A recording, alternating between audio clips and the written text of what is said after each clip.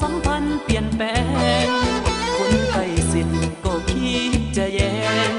คนกันแกล้งแข่งขันสิ่งใส่ไกลกันนานวันเปลี่ยนแปลงความฮักแพงอาจแบ่งห่างหายเมียเคยหักโดนเฮียงเคียงกายยังนอกใจมีใหม่เสยสมผัวเพ้อเมียก็ลุยเมียลุยผัวก็เพ้อบ่แม่นห้ามเป็นห่วงนอกเดินเวลาผัวเพ้อเจ้าก็อย่าลุยลายสังคมนั้นมีขอบเขตให้สมเหตุสมผลน้ำเมียเมื่อเจ้าลุยก็อย่าลุยจนเสียติดผัวของเมียอย่าให้เสียครอบครัว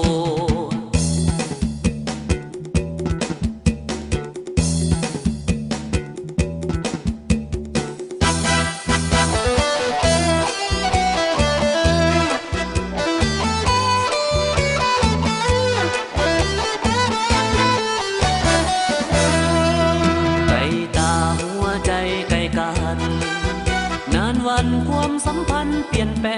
งคนใกล้ชิดก็คิดจะแย่งคนกันแกล้งแข่งขันสิ่งใส่ไกลกันนานวันเปลี่ยนแปลงความฮักแพงอาจแบ่งห่างหายเมียเคยหักโดนเฮียงเคียงกายยังนอกใจมีใหม่เสยสมผัวเพ้อเมียก็ลุยก็เพ้อบ่แม่นห้ามเป็นห่วงนอกเดินเวลาผัวเพ้อเจ้าก็อย่าลุยลายสังคมนั้นมีขอบเขตให้สมเหตุสมผลน้ำเมีย